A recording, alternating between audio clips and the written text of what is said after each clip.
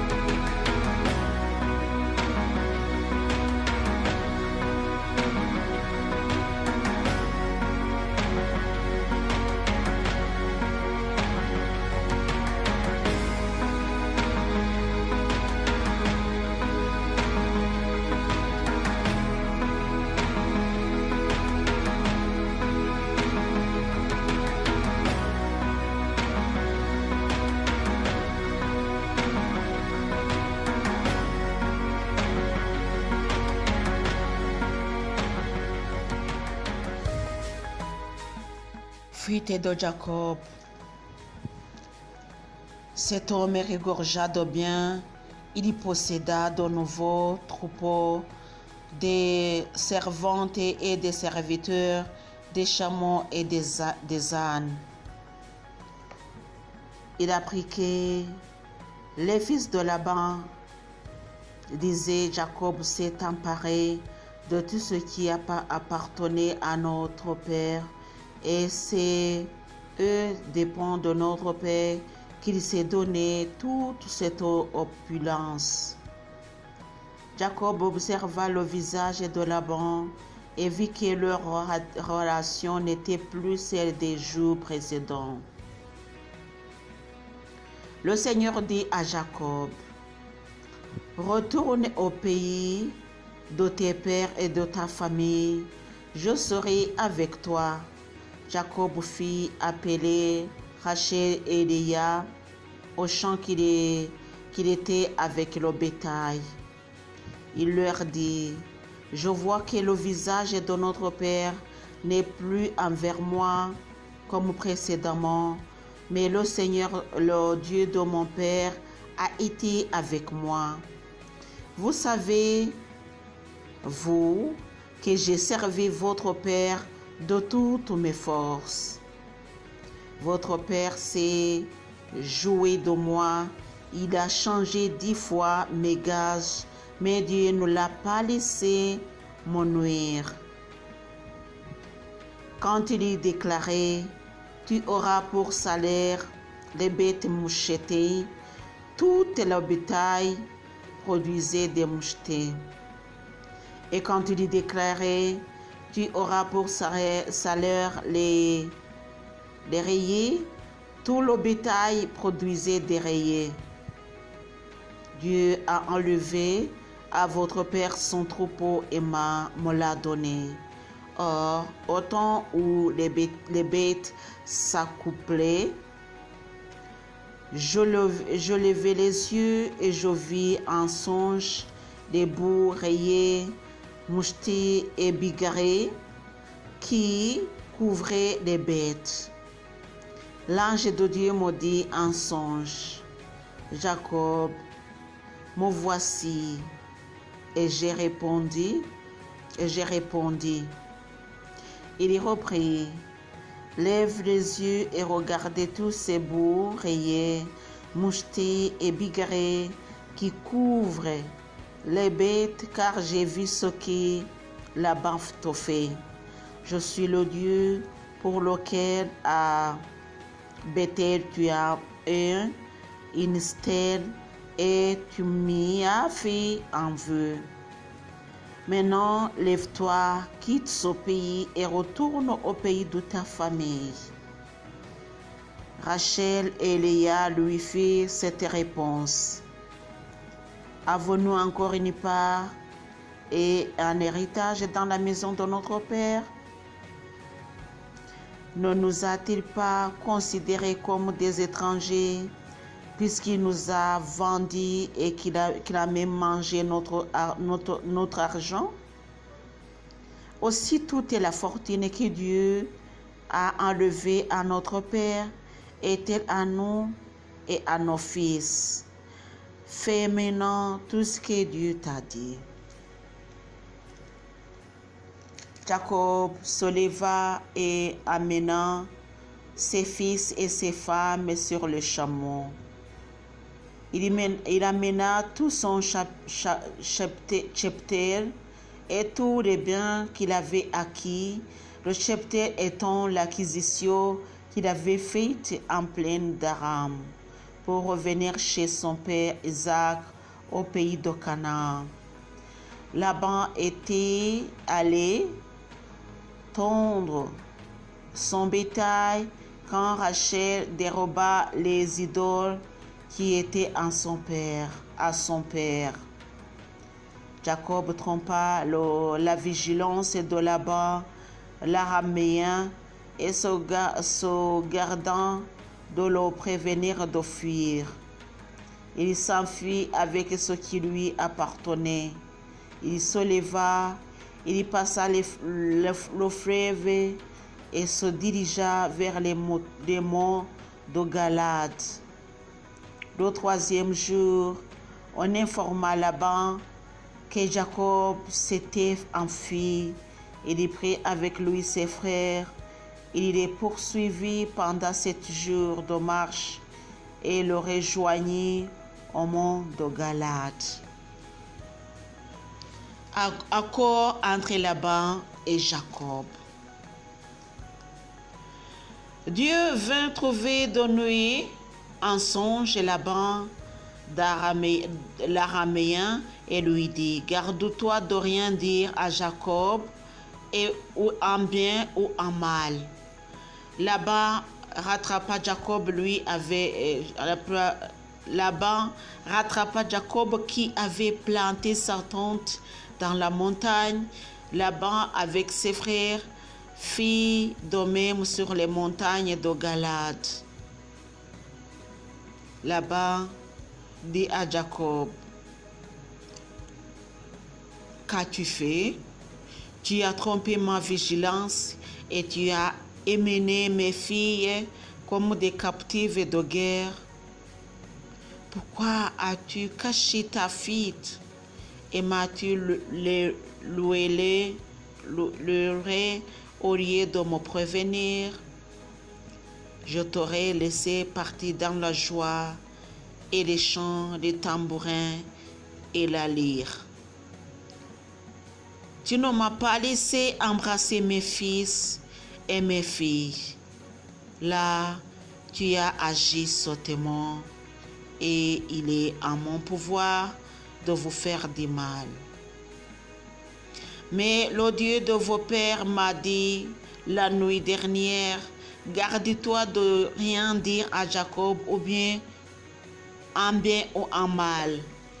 Maintenant que tu t'en es allé parce que tu soupirais après la maison de ton père, pourquoi m'as-tu dérobé mes dieux? Jacob répondit à Laban: parce que j'ai eu peur et je me suis dit que tu m'enlèveras tes filles. Celui chez qui tu trouveras tes dieux perdra la vie. En présence de nos frères, reconnaissez chez moi ce qui est à toi et reprends-le. Jacob ignorait que Rachel les avait dérobés. Laban entra dans la tente de Jacob, puis celle de Léa, puis dans celle des deux servantes, et il ne trouva rien. Il sortit de la tente de Léa pour entrer dans celle de Rachel. Rachel avait pris les idoles et les a mises dans le bas du chameau. Elle s'était assise dessus et Laban fuya toute la tente sans rien trouver. Elle dit alors à son père: que mon Seigneur ne m'en veuille pas si je ne puis me lever devant toi, car j'ai ce qui arrive aux femmes. Il fuya sans trouver les idoles. Jacob s'échauffa et prit Laban à partir. Il s'écrie: quelle est ma faute? Quel est mon délit que tu fulmines contre moi? En fouillant toutes mes affaires, as-tu trouvé une seule des affaires de ta maison?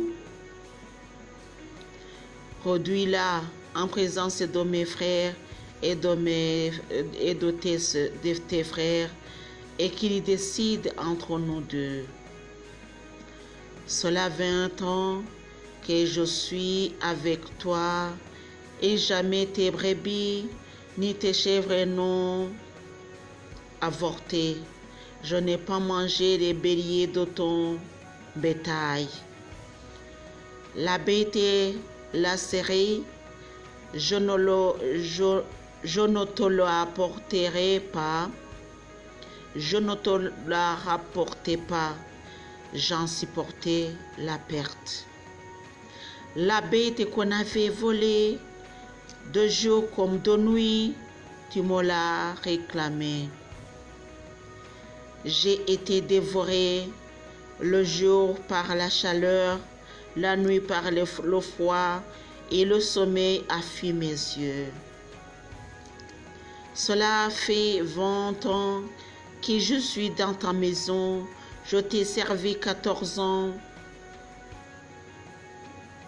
pour tes 2 filles et 6 ans pour ton bétail.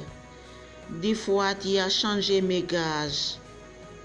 Si le Dieu de mon père, le Dieu d'Abraham et le terreur d'Isaac n'avaient été avec moi, tu m'aurais laissé partir les mains vides. Mais Dieu a gardé mon humiliation et la lassitude de mes mains. La nuit dernière, il a décidé. Laban répondit à Jacob et dit: ces filles sont mes filles, ces fils sont mes fils, ces moutons sont mes moutons, tout ce que tu vois est à moi. Que vais-je faire pour mes filles?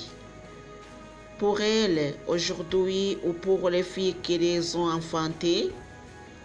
Allons, il est temps de conclure une alliance, moi et toi, et qu'il y ait un témoin entre moi et toi. Jacob prit une pierre et l'érigea en stèle. Jacob dit à ses frères: ramassez des pierres, et ils prirent des pierres dont ils firent un temps. Ils mangèrent là sur ce tas. Là-bas, Laban l'appela Yega Sahadouata, et Jacob l'appela Galéid. Laban dit: Sota est aujourd'hui témoin entre moi et toi, c'est pourquoi on l'appela Galéid, c'est-à-dire le tas dit témoin, et le Mispa, c'est-à-dire le lieu du guet, dont il avait dit: que le Seigneur fasse le guet entre moi et toi, quand nous serons hors de vue l'un de l'autre. Si tu humilies mes filles, et si tu prends des femmes en plus de mes filles, Vois que même si personne n'est avec vous, avec nous, Dieu est témoin entre nous. Laban dit à Jacob, voici ce tas de pierres que j'ai jeté entre moi et toi. Voici cette stèle. Ce tas de pierres est témoin, cette stèle est témoin. Moi, je jure de ne pas dépasser ce tas dans ta direction et toi, tu jures de ne pas dépasser ce tas dans ma direction. Et cette stèle, sous peine de malheur, que le Dieu d'Abraham et le Dieu de Nahor protège le droit entre nous. C'était le Dieu de leur père. Jacob jura par la terreur d'Isaac, son père. Jacob offrit un sacrifice dans la montagne.